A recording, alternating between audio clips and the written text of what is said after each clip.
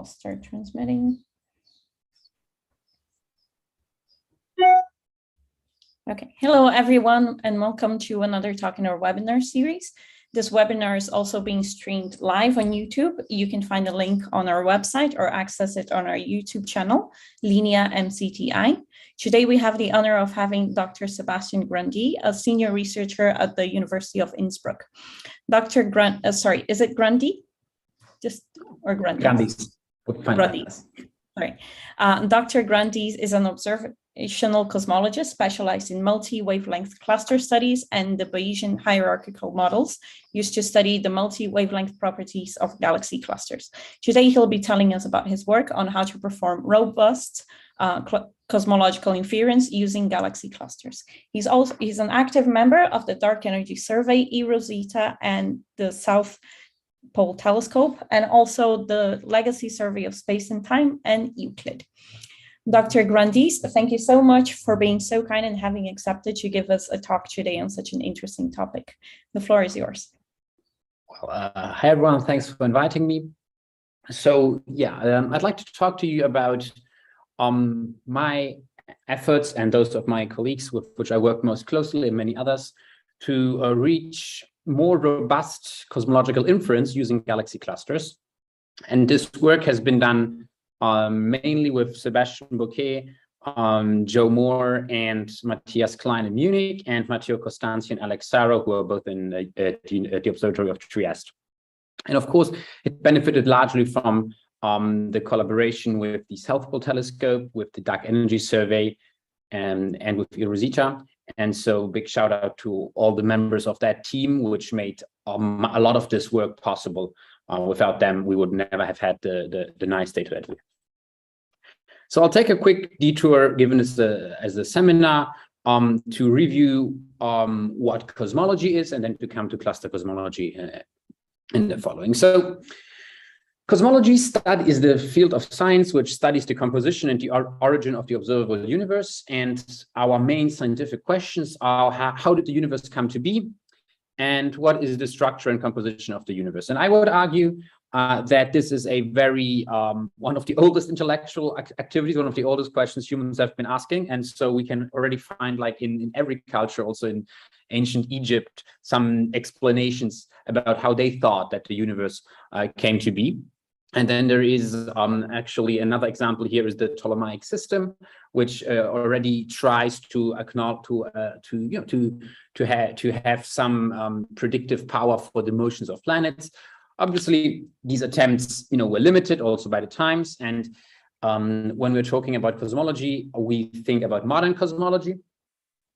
And I think that modern cosmology has three cornerstones, which are quite important to understand what modern cosmology is about. The first most interesting point is that the universe seems to be expanding. And how has this been determined? Well, Hubble in 1929 saw that if you look at the spectra of galaxies, for which he managed to measure as a first time the distance, you would see that the spectra are redshifted, and they're redshifted more the further away the galaxies are, suggesting that distant galaxies are receding away from us. Another very important piece of evidence is actually the presence of a diffuse background of photons in the universe in all directions which we look on the sky, with approximately 2.7 keV. This is called the cosmic microwave background. And if you look at the spectral features of these photons, they follow a perfect black body distribution, which is shown here in the upper right, where you can see the data points with the error bars reduced by factor 200, measured by the COBE satellite in the 90s. And actually, they are fit perfectly by a black body radiation. If you actually make a map, an all-sky map of this temperature, you would have that the temperature has small fluctuations of an order of 10 to the -5 kelvins all over the sky, which will be very important for the next elements. And a last very important element in understanding how to build up our modern cosmological model is that actually there seems to be a lot of matter which acts gravitationally but is not visible. And this manifests through the flat velocity curves of galaxies, but it's also found in the very high velocity dispersion of galaxy clusters, as for instance found already by Zwicky in the 30s. So taking all this together, what are the basic conceptual ingredients for modern cosmology and for our cosmological model? I would argue that the isotropy that we observe in the CMB is a very important thing. It tells us something about how symmetric the universe is. Then we need to have it expanding. This is basically saying that we should be using GR to describe the space-time of the universe. And finally, we can apply the Copernican principle, which is simply stating that we are not in a special place in the universe. So basically, it's assuming that any other observer at rest would also observe isotropy. And this basically is telling you that on large scales, the universe is homogeneous. If it's isotropic from 3 different positions, it's also homogeneous. And you can actually solve the Einstein equation for a homogeneous space part with a time part and a scale factor in front of the space part, which actually allows for expansion and contraction of the universe. And if you use the Einstein equation, then you will know that the left-hand side of the Einstein equation tells you about the evolution of the metric in time, where because it's homogeneous, there's no space derivatives, whereas the right-hand side contains all the densities that impact the universe, that are in the universe. And so the question about the history and the evolution of the universe actually becomes a question about what is it made of? What is contained? What's the composition of the universe?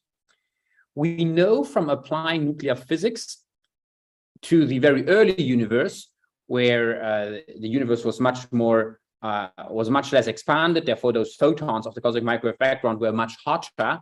Applying basic nuclear physics to that, we can show that we expect that of the current current energy budget of the universe, approximately 4% is normal matter made out of protons and neutrons and all the standard particles that particle physicists know. Looking at velocity curves of galaxies, looking at galaxy clusters, looking at structure formation, we also know that there is approximately 25% of the universe which is made up of matter that does not interact with photons. And that's why this matter is called dark matter, because it does not interact with photons. And finally, when trying to map out the expansion history of the universe, basically taking the plot from Hubble and expanding it to much larger distances, plotting redshift against distance, using supernovae, we can find that there is actually another component yet there, which is extremely weird and unknown, because it leads to an accelerated expansion.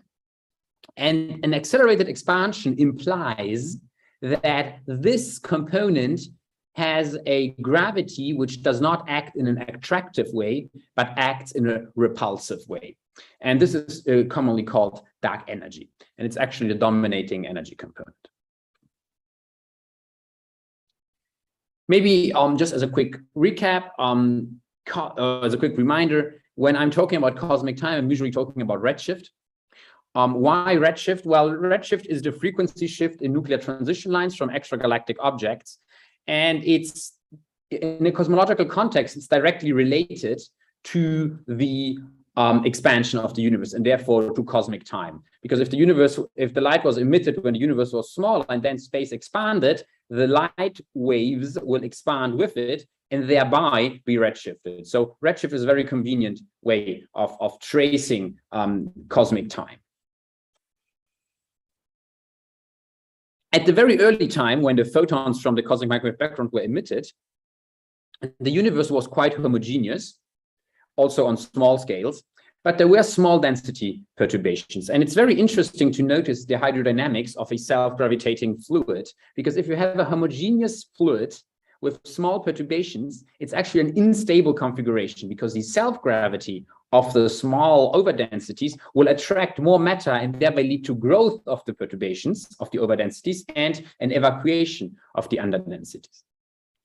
So indeed, small overdensities that we see in the CMB grow in time and form, through nonlinear gravitational collapse, this cosmic web-like structure.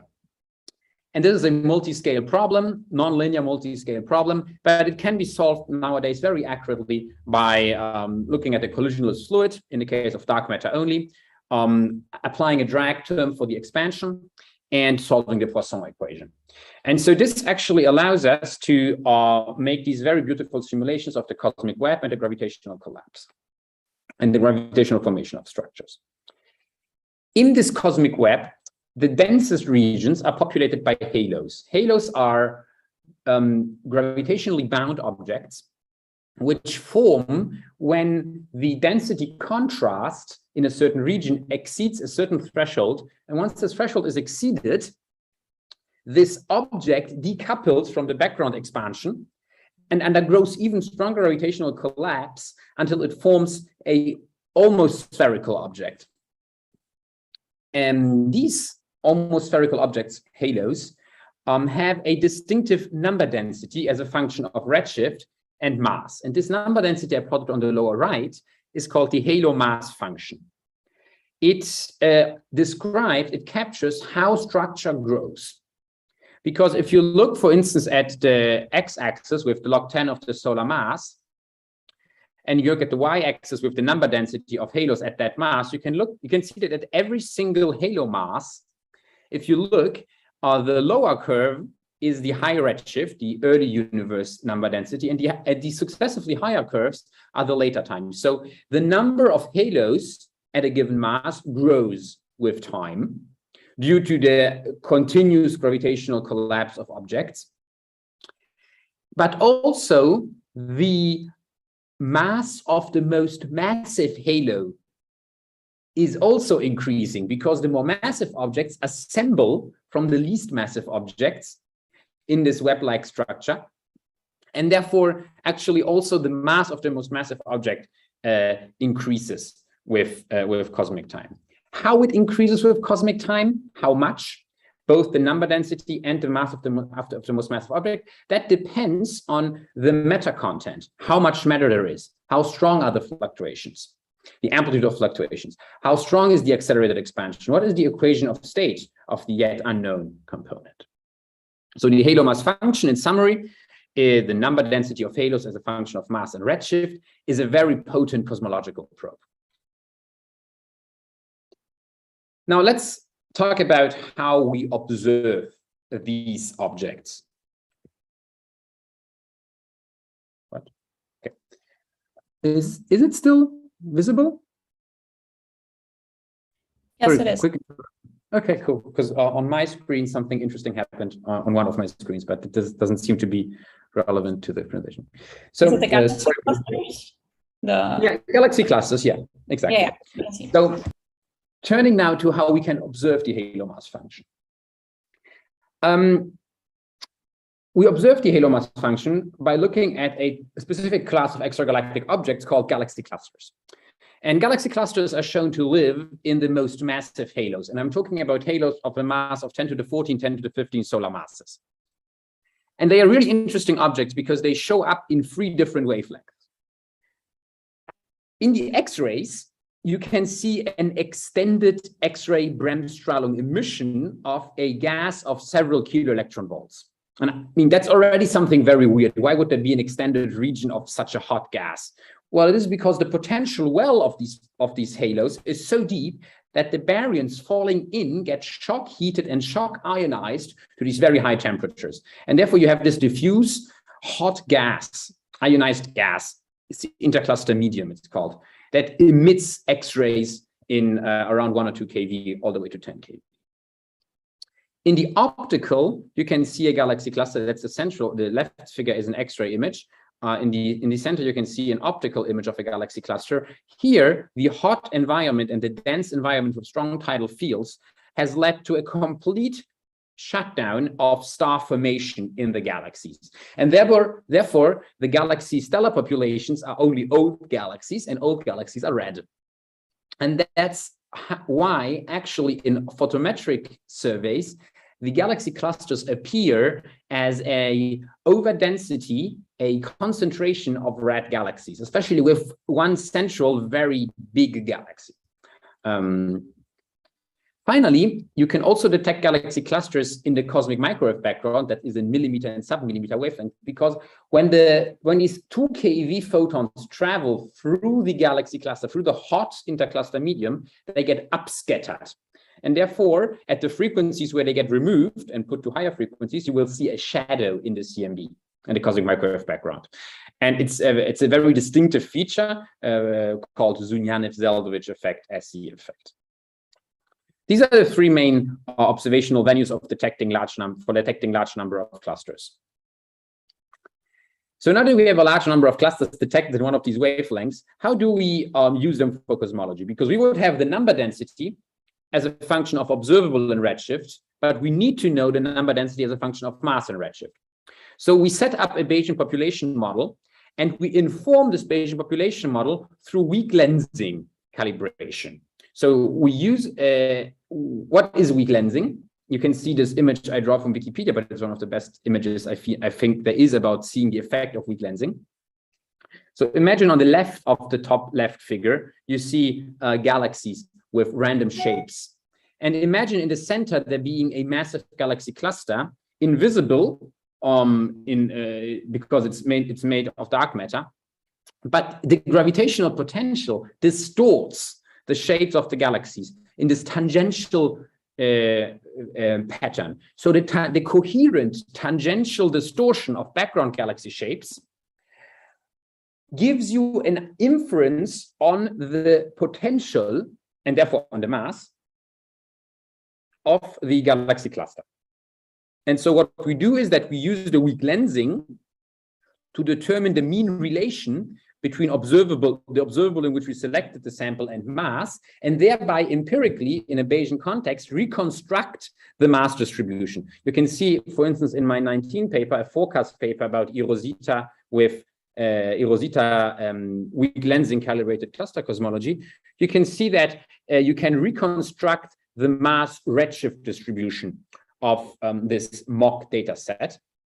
And indeed, depending on how strong the mass information is, the reconstruction is more or less accurate. And the more accurate the reconstruction is, the more constraint you can have on the cosmological parameters, which I highlight here on the right. So on the x-axis, there is the amplitude of structure in the universe. For the cosmologists, that's sigma 8.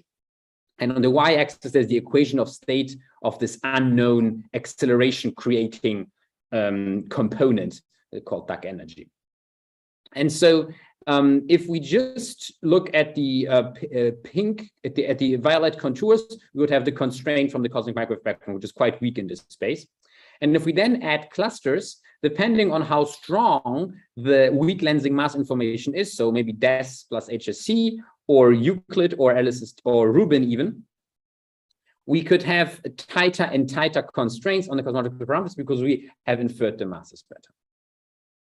This is the reason why it's crucial to make a mass calibration with weak lensing to perform cluster cosmology. Quick words about the Bayesian modeling. We observed the number of halos as a function of observable in redshift, as I was mentioning earlier. You can see here, for example, on the x-axis redshift, on the y-axis richness, optical selection of clusters, and color-coded the SZ signal. And how do we set up the forward model? Well, you can look at the equation in the bottom, where we take the number of halos as a function of mass, the NDM, and convolve that with an observable mass relation such that we get a 2D number density in the two spaces of observables. And so this is actually highlighted in this right figure, where in the central panel, you can see that there is this diagonal axis along which mass goes. And then you have both a distribution in richness and a joint distribution in SZ signal, which you can then also condition on measured richnesses to predict the SZ signal for a given richness. That's the blue line, or you can cut it on a given SZ signal to get the distribution of richnesses given a certain SZ signal. And this Bayesian forward model accounts for all the possible selection effects and biases that you would want to have. And you can, given that the parameters of the mapping from mass to observable are unknown, it also accounts for the error budget in the mass calibration uncertainty. So now we are facing a key challenge. I'd like to highlight the key challenges of this observational method. And one of the key challenges is the following. As I showed earlier, it's possible to model gravity ab initio because it's Poisson equation, expansion, fluid dynamics. But the properties of gas, that is how the intercluster medium behaves, how AGN redeposit energy in there, how galaxies form, that is almost impossible to simulate ab initio. And therefore, you cannot accurately predict galaxy and gas properties like the richness, like the SZ signal, like the X-ray emission from simulations. And so we are left in a very precarious situation in cluster cosmology, where we are populating the precision accuracy plane that I'm plotting here in two suboptimal regions, basically. So we can get a very high precision, very high signal to noise measurement of the X-ray signature, the SZ signal, or the optical richness in wide extragalactic surveys. But the prediction for the accuracy from simulation on these properties is very low. And on the other side, we have the weak lensing, for which which is gravity driven. So we can make very accurate predictions on the weak lensing, but the precision of the individual lensing measurements is very low. So we basically need to use the Bayesian population model to combine these two components, as I showed earlier. And so two important improvements here is that we need to check that our selection on the gas properties or galaxy properties is well done. And so I contributed two pieces of work, which I'd like to quickly highlight to you to this topic, understanding, making empirical multi-wavelength check on completeness and purity of cluster samples. And the second element is we need to understand how accurate weak lensing masses are. And I also contributed to this topic, which these are the three contributions I gave to the field that I'd like to highlight to you. So multi-wavelength studies of galaxy clusters. I already mentioned to you that the galaxy clusters are observable in many wavelengths. And so now how do we construct the selection function of galaxy clusters? For this, actually, the Bayesian forward model is very practical because while you are calibrating the mean relation between selection observable and mass, this mean relation, especially the scatter around it, automatically gives you a selection function. So let me show this to you very quickly. 1 second.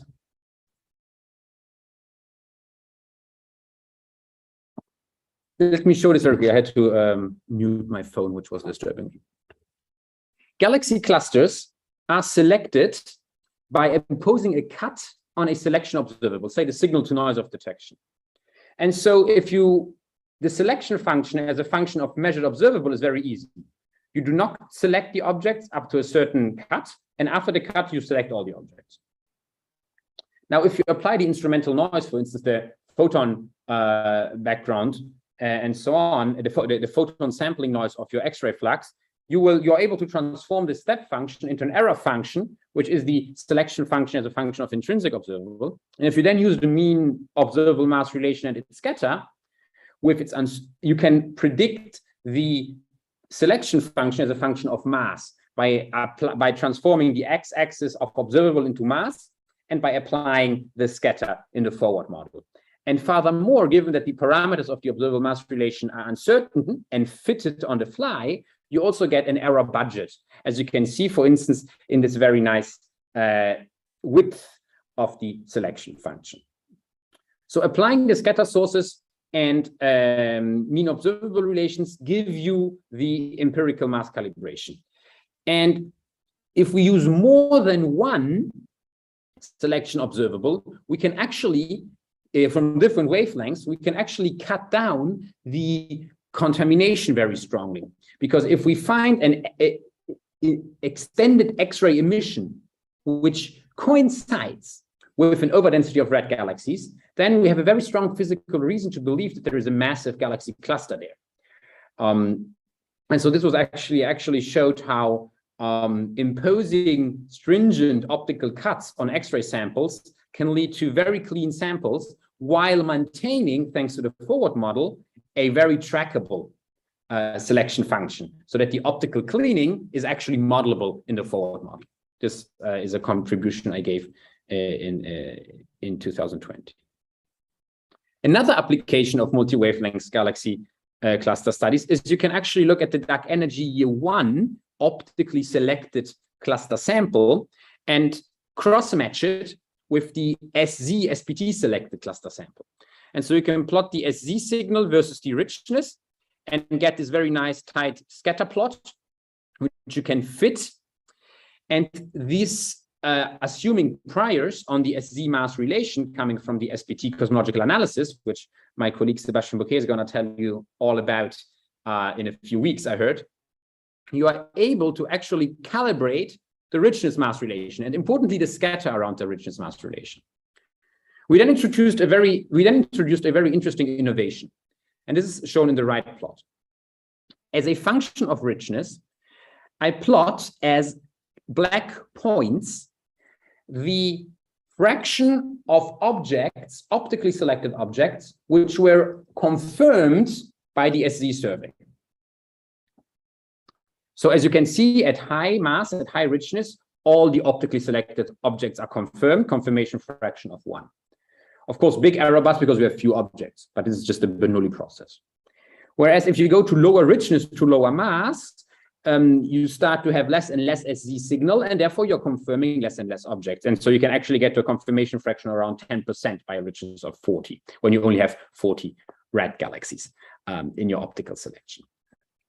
If we take the SZ calibrated richness mass relation and its scatter and predict this confirmation fraction, knowing the two selection functions, we over predict the confirmation fraction. We're actually confirming less objects with the SZ than expected. And we interpret this as the presence of fake objects, of contaminants in the optical sample, because optical contaminants would have no SZ signal because they are simply line of sight superpositions of red galaxies. And indeed, we can actually see that the fit, if we allow for richness dependent contamination fraction, is much better to the confirmation fraction, to the SZ, to the fraction of SZ detections. That is the transition from the left plot from the center plot to the left plot. And if we plot this contamination fraction, we find that we expect a very large contamination in optical samples, just by judging from the SZ detections. So this was actually in 2001, last year, we put forward this proposal that there is a richness-dependent contamination in optically selected samples, which might contribute significantly to the conundrum, to the difficulties that the cluster community is having at the moment in understanding optically selected cluster samples for cosmology. And finally, the last contribution I would like to highlight here is actually my work on determining the accuracy of weak lensing masses. Why is this very important? As I was mentioning all the time above, we would like to understand the relation between observable and mass. And in order to do that, we need an accurate mass information. And the most accurate mass information is weak lensing, because it just traces the potential. But now the question is, how accurate is it actually? And for this, we actually extracted from hydro simulations projected mass maps around massive halos that you can see in the left hand, in the left upper plot, applying the theory of light distortion as presented by GR, and applying all the survey specifications like photo Z measurements, shape measurements, cluster sample selection. We can create a synthetic cluster sample with synthetic shear profiles. on this synthetic cluster sample, we apply the same mass measurement technique as on the real data. And what this gives us is actually the top right plot. We can make a scatter plot as a function of inferred mass, input, as a function of input mass on the x-axis, the inferred mass on the y-axis. And as you can see, most of these objects follow a one-to-one relation, but there might be some bias in there, and there's also some scatter for sure around the input mass. So we quantify these two, the bias and the scatter of the inferred so-called weak lensing mass to determine the weak lensing bias and the weak lensing scatter. But to make a cosmological analysis, we also need to know how uncertain the weak lensing bias is.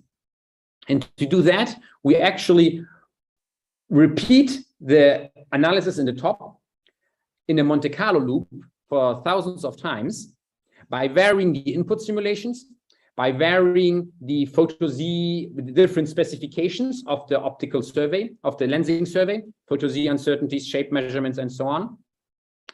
And we remeasure the bias in every single realization to get an idea about what the error estimate on the weak lensing mass bias is. And in the context of dark energy survey year 3 on SPT clusters, we can show here the bias with respect to bias of the inferred weak lensing mass with respect to the redshift in dark energy year 3 lensing data for SPT samples. And you can see that the bias overall, we are slightly bias negative by the model that we assumed. But crucially, at low redshift, the error bar on the bias is 1.5%, whereas it increases a little bit more to higher redshifts where the photo-Zs of the background galaxies are less well known. But this basically means that for the SPT sample, we can create almost 1% accurate masses. And this is the real benchmark, the accuracy of the mass calibration to get the cosmological results out in the end. So this is a very important contribution to that. So conclusions. In the context of cosmology, weak lensing calibrated cluster number counts are a powerful cosmological experiment, which also is independent on other cosmological experiments. So it just provides independent information, which is just the reason to pursue it even more. I showed this, many other people have shown this also. I'm just highlighting my own work here for presentation reasons. Furthermore, there are major improvements on the robustness of cluster cosmological inference coming along. And very important is this context of mass calibration to handle cluster incomplete, to handle the incompleteness, and to handle cluster astrophysical uncertainties using the Bayesian population model I was outlining. In this specific context, we can show that we have percentage accuracy on the mean mass observable relation from weak lensing, as I demonstrated in one of my works. And that multi-wavelength studies of galaxy clusters are able to constrain the scatter between mass and observables, the incompleteness and the contamination of your selections, as mentioned in the other two works. And so this toolkit of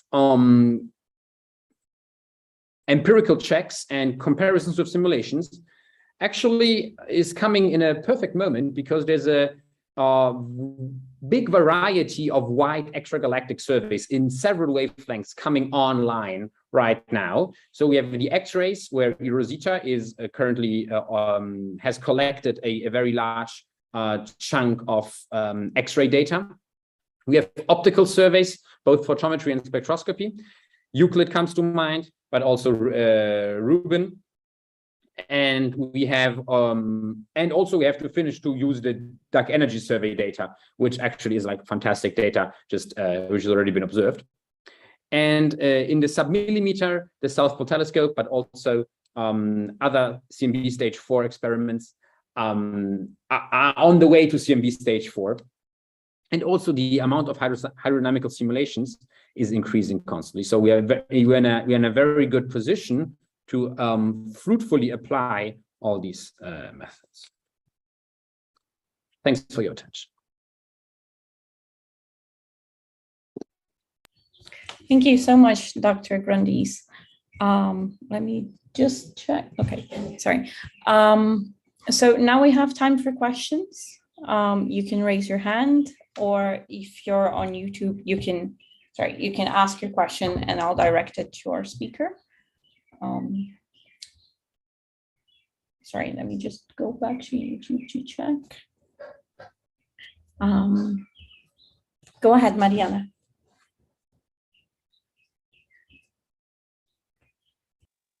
Hi, Sebastian. Hi, everyone. Hi, Mariana.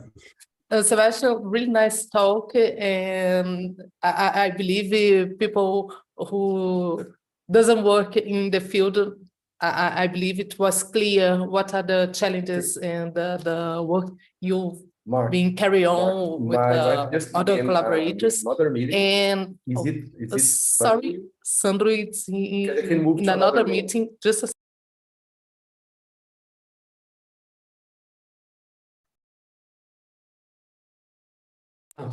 sorry. I'm just asking if it was. Oh, sorry, guys. Sandro is close to me. He's in another meeting. That's why we have this disturbance. Sorry. One thing that it's a technical thing, but you haven't mentioned here is the numerical challenge. It's the numerical challenge to perform all these calculations, because when we perform all these when we combine all these multi-wavelength probes, we have to perform here. If you combine SZ, optical, and X-ray, you have at least 4 numerical integrals to perform and to compute to obtain these estimates. And this, when we talk about not about the meso-observable relation. Once we determine the meso-observable relation, we want to calibrate these relations along with the cosmological parameters. This becomes a huge challenge. And how are you facing it? How to perform these multi-integrals, and we have to consider effects like let's say miscentering. How do you see how the numerical, how we are going to how the progress on these are happening? Yeah, so I mean, the numerical challenge is a big challenge. I agree. I mean, I think that one needs to try to keep the problem simple and stable. So not try to model all the small effects independently, but maybe trying to calibrate a global scatter and a global bias. That's what we were trying to do with the weak lensing. Actually, an important element is that by checking the accuracy of our inferred mass, we could actually make a suboptimal mass measurement to some degree by using a very simple model to measure the mass and calibrate its bias and scatter. Now, the model that we used might not be the most precise way of getting the mass. Maybe there is a lower scatter mass estimator, but computing that one could be much more complicated. And so you can actually use a computationally simple mass extraction method and calibrate that one. And I think that's for instance an improvement that helped us very much to actually get the challenge of SPT, the SCF3 cluster cosmology on the way, and hopefully being able to produce results in human time in that context. Oh, thank you so much. Yeah. So Thank you. We have time for more questions. Okay, before I'll stop if anyone puts their hand up, but I want to just, since you have this the slide up, I wanted to ask about the bottom plot. So you have like it increases with redshift. Is this the same for the different surveys, or do you find something different? Well, I have applied this to HSC and to DS. And in HSC, it's similar.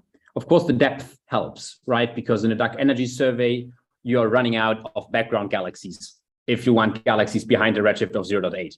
And HSC is much deeper there. So this deterioration of the photometric redshift estimates is less strong in a deeper survey, obviously.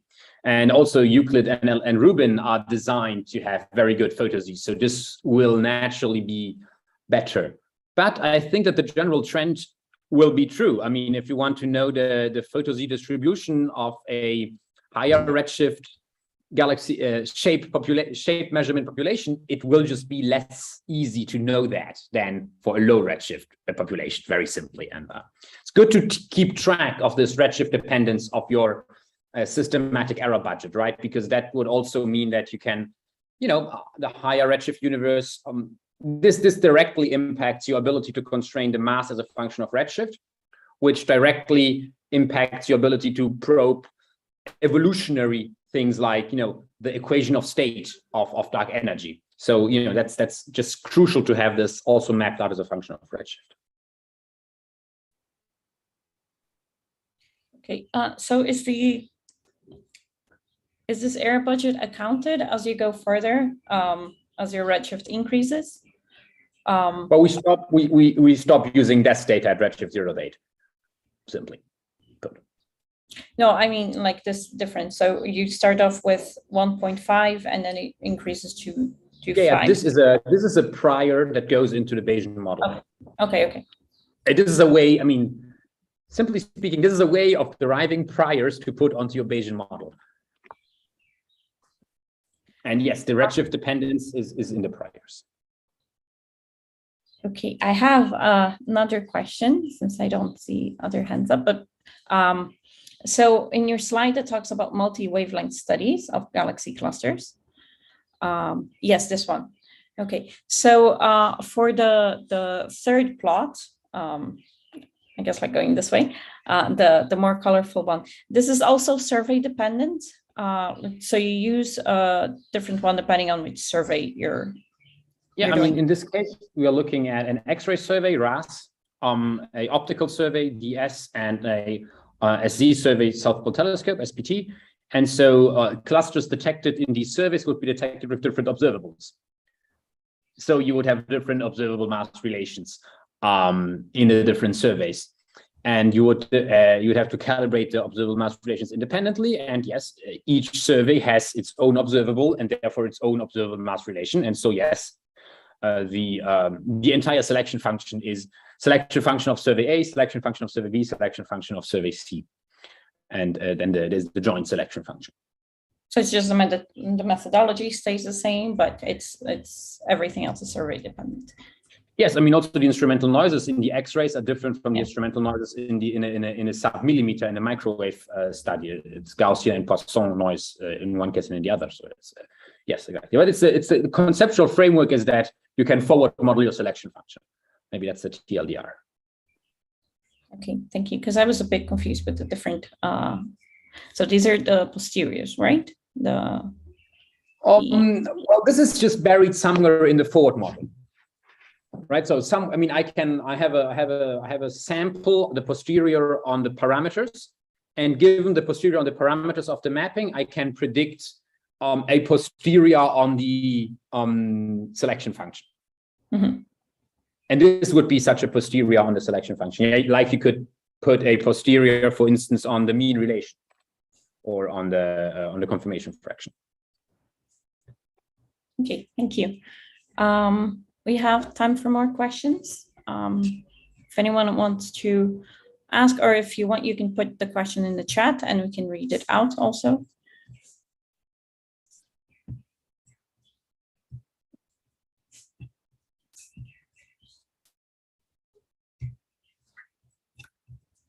I'll give it another minute if anyone wants to ask. If you have any questions also at a later stage, just contact me. I think we'll. Is there? Yeah, I think there should be on the information you gave. There should be a way to find my contact for myself. So just don't worry. Or also, if you feel like there's a line of common work coming up, I'm very happy to discuss possible collaborations if you're interested in if something or what I described inspires you. Happy to help out and collaborate. Yes, thank you. So at least I'm speaking for myself here. I don't know, maybe Mariana is also interested because she also works with weak lensing. Oh, I'm already in contact with Mariana. Yeah.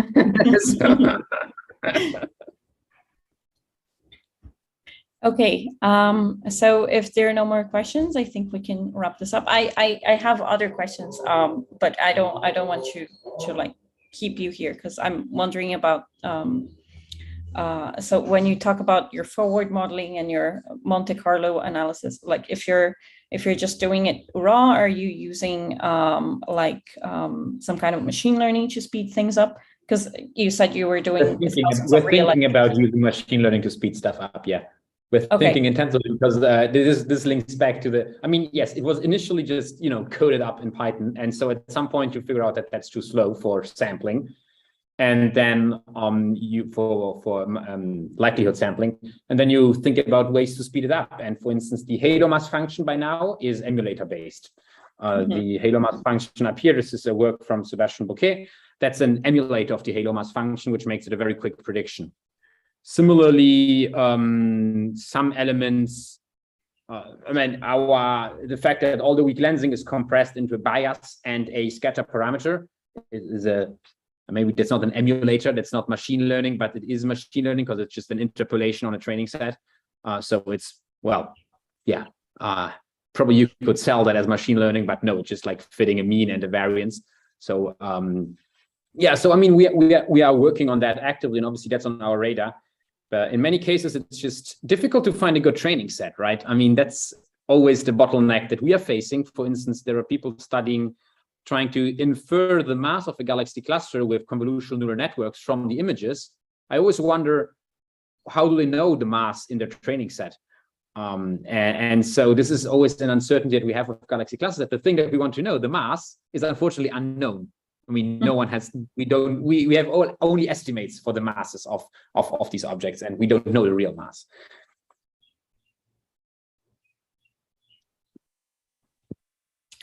I actually have a few thoughts about that, but I think we can get in touch afterwards, because I've been working on machine learning models, but for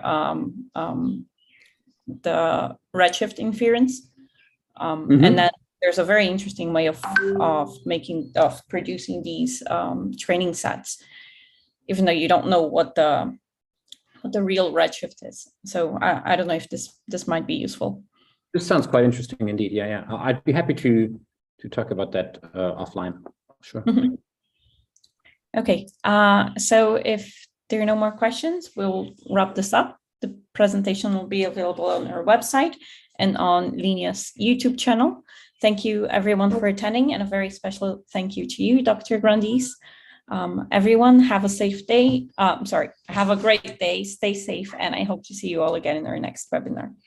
Thank you. Bye, thanks you for the occasion.